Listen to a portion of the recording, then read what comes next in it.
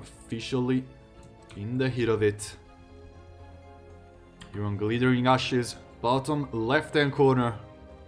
Playing for Kai Z Gaming, it's the Italian stallion. Makes a noise for Reynor.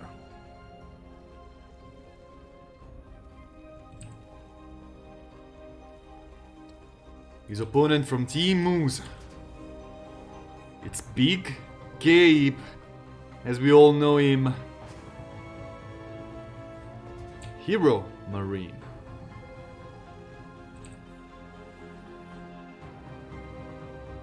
Yeah, I've done better introductions in my life, I know it. But Big Gabe is too big for introductions, guys. He just doesn't fit in them. You know, I needed to keep some spacing between my words.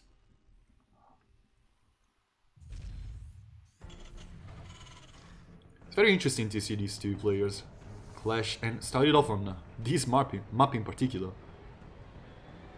Wasn't really expecting a Glittering Ashes game 1.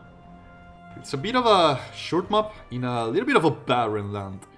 It's incredibly wide, but it doesn't have a lot of bases you can get by going wide. It's not the hardest map to defend in, but what did he have cancelled over here? Well, nothing important probably. Maybe it was one of those crazy effects in this map, I guess.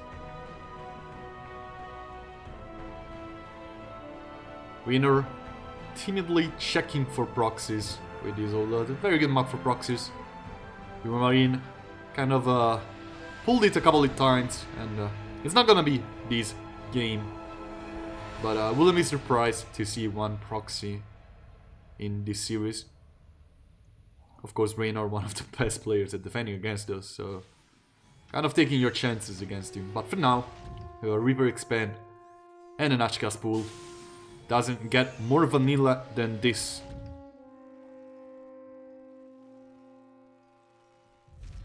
Here comes the factory. Again, not much you can expect other than this. Heromarine is not the kind of player who goes for free Rexes into free command centers. Just not that player. Leave those kind of builds to Koreans.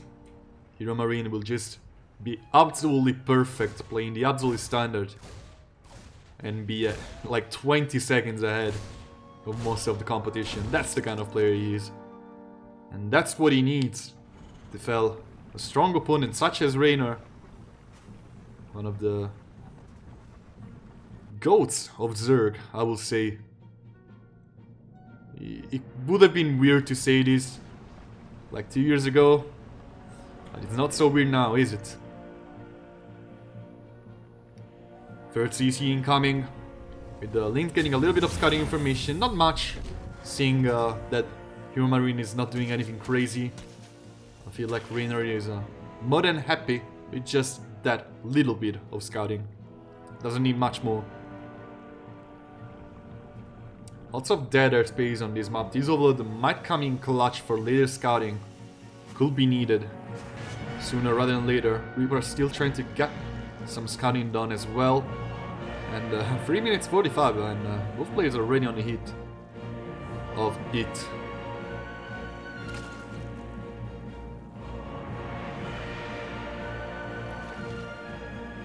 We see the Aliens and Reaper trying to find a way in. Get some info. Maybe get a drone if possible. Get a Crypt Tumor maybe. But that's pretty much all that Heromarine can do. Here comes a Viking to try and get some map control. Start the Overload Hunt. Just like an AoE scout. He's gonna get these Overload down for bounties.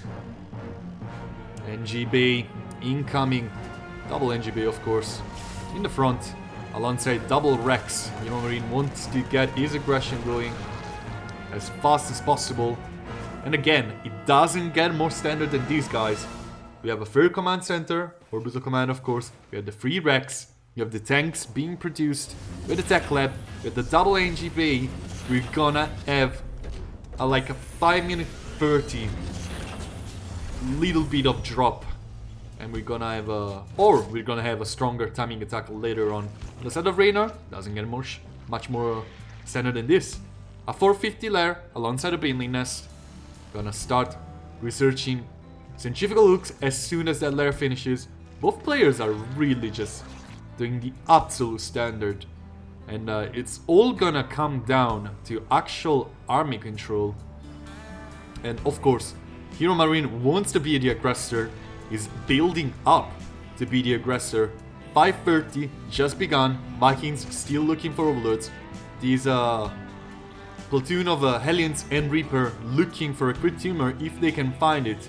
First tank is out. I want to see the double medivacs being produced. Second tank is out as well. You can see the key upgrades are finishing. Combat shields incoming. And Heromarine is ready to make a move out. Double medivacs incoming. And that will probably be the beginning of the first push of the game. And it really feels like Heromarine wants to keep that relentless aggression once he gets it going. It's all about control, as I was saying. Heromarine could end the game right there, right now, or Reynor could just defend and then advance us to the late game. Because at that stage, there's not much more that can be happening. There's a Spire incoming, a double expand on the side of Reynor. Of course, one of these bases is probably gonna be lost. I don't really see a way to keeping that alive. It's 3 tanks actually, a 4th one is almost done.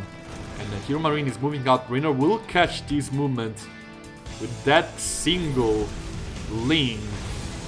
Going in for the scout. There's not a lot of Banelings actually in the army of Reynor. I'm honestly a little bit concerned about Reynor's position. These Banelings might come in a little bit too late. Good spread by Heromarine on these tanks, sending the Marines forward, scanning, killing crit tumors, scanning, killing crit tumors. Meanwhile, on the back line, Reynor is setting up a huge surround. There's still a lot of Queens, and there's still a fair amount of Banelings as well. The tanks are sieged up, but Reynor is in a very good position here to get a surround and cut off reinforcements if needed.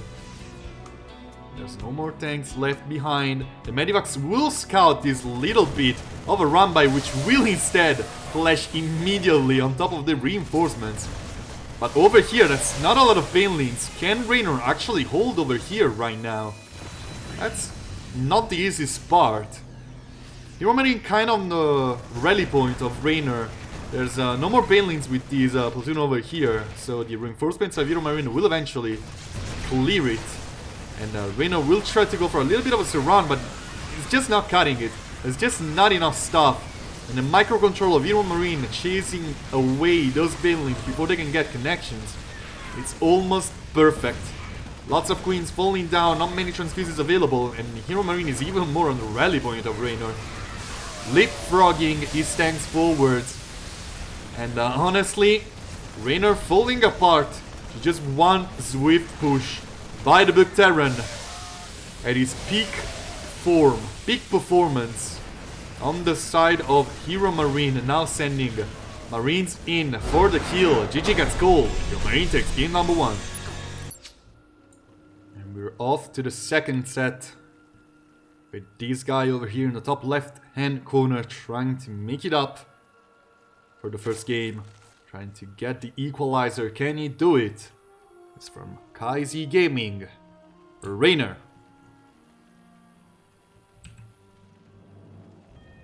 His opponent in the red instead is from Team Moose. After, honestly, swift sailing in game number 1, he's looking to get it twice in a row and advance to the next stage. It's Heromarine.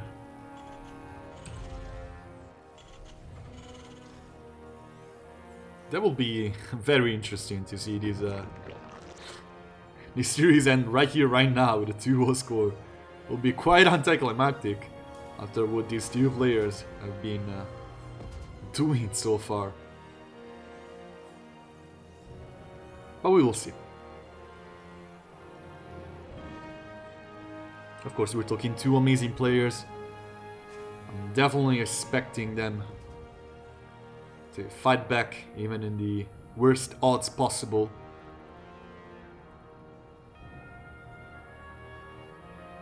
Not like the odds are against Reynor. Still pretty even. Game number 1 loss. Looked fairly comfortable on the side of Heromarine. Didn't really... Doggy. Didn't really... sweat it too much, right? Reynor going to get the command center on the high ground. It's a little bit weird. Going to change stuff up. Going to go for a marine opener. Going to play a little bit more laid back. Honestly, I'm a little bit surprised about this. Reynor, well known as a very aggressive player, if he makes up the mind to do that. But it's not like Berlingrad screams, oh my god, early aggression to me. Like, it's not the easiest map for early aggression. Yes, you have a very long ramp, you can get over here quite easily. Yes, the natural is kind of big. And honestly, getting on the ramp is not that big of a distance from this other ramp. But overall, early game aggression in this particular matchup, like, he's either super committed or he never reveals to too much. So this high ground command center and the marine first, I'm not super sure about it. You can see double marine production, no Hellion, just a single Hellion, of course, in the production. Nothing too fancy. With Heromarine still playing kind of laid back. Could see a reactor over here to try and get as many Medivacs as possible early on, but that's not the case. Another Hellion gets queued in production. Reynor taking his fair base and just running it up. He's still on 1 gas. No sign of early aggression with roaches or an early baneliness. It's overall pretty standard.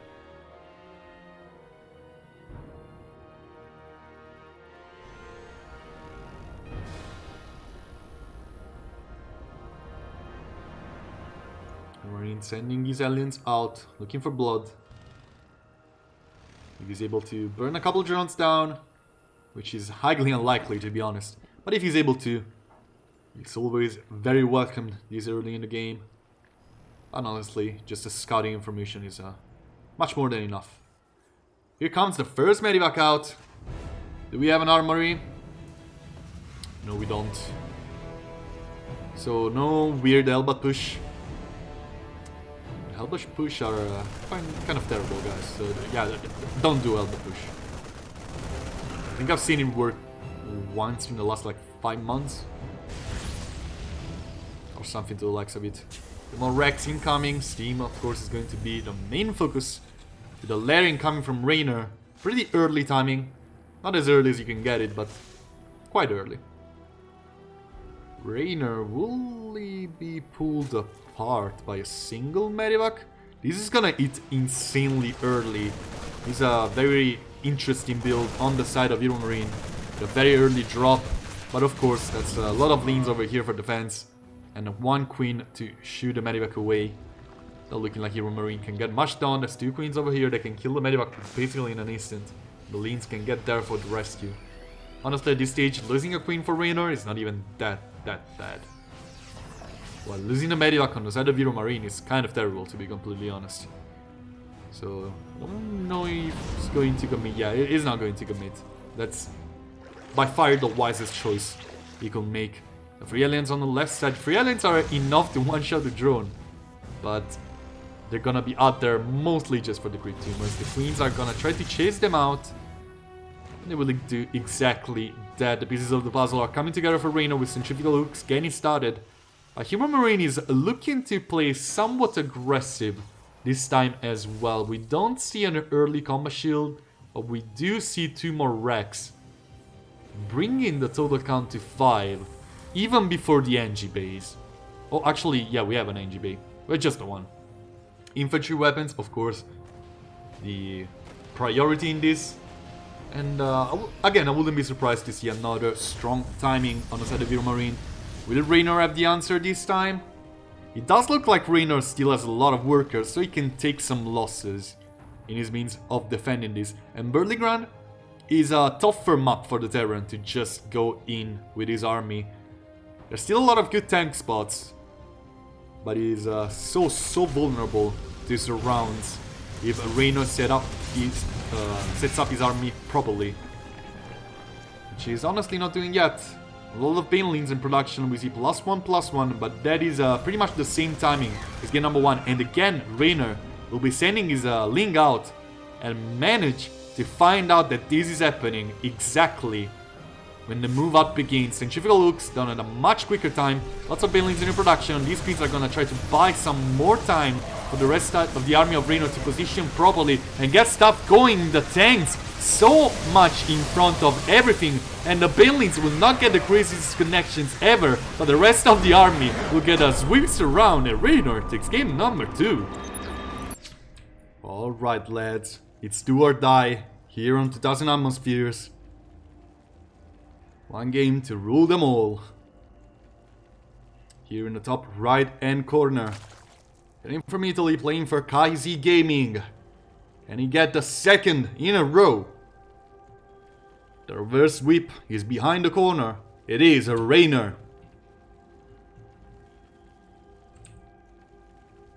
But someone wants to stop it.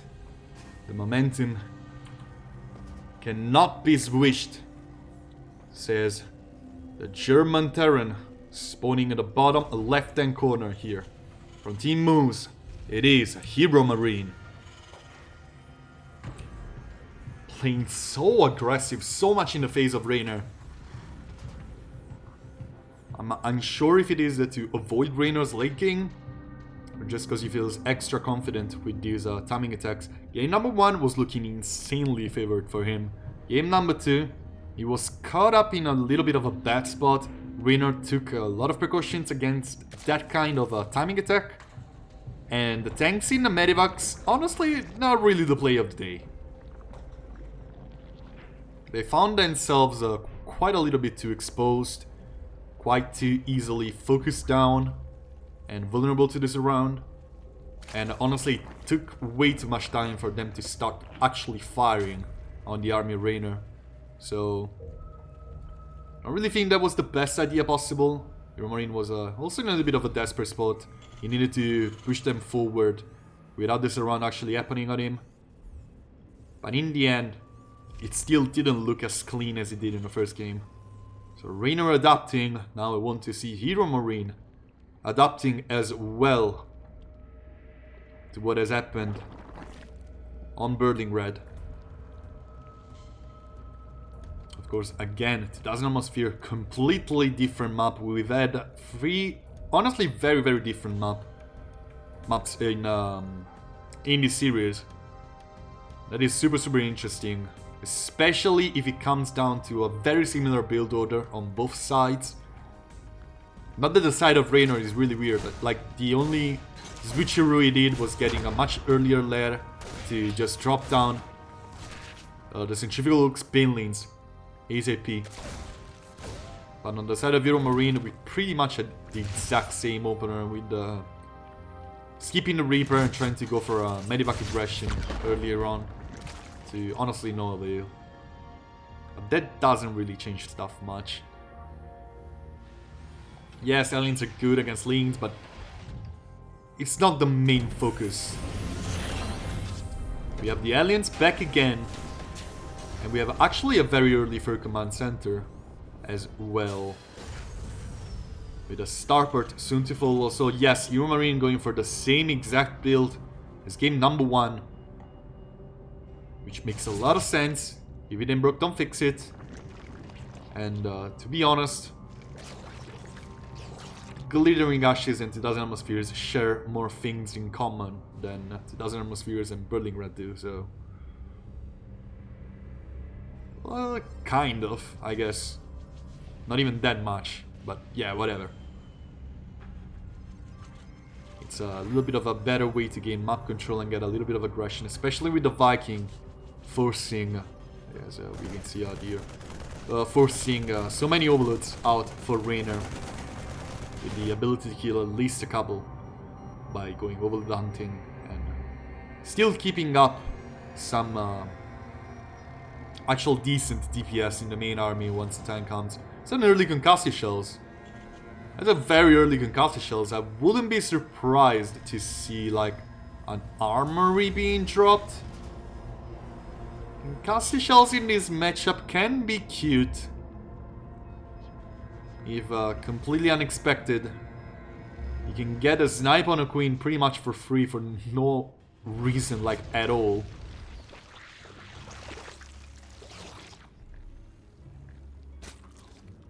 Oh, here comes the armory. It's going to be some kind of a Hellbutt plus Marauder push. Again, this could be super, super interesting. Not the strongest build out there, but it can deal a lot of damage if completely unexpected. Which is not something I'm expecting out of Reynor. He's playing pretty greedily in all 3 games early game. He's feeling super confident with his queen defense. For good reasons, yes. And there's a lot of choke points here, but this is tough to deal with just queens. You kind of need a lot of lanes. That's a lot of aliens, man. It's gonna be a lot of Hellbutts. Like, a lot of Hellbutts. The aliens will chase down one of the queens and will transform immediately to one-shot 2 more queens.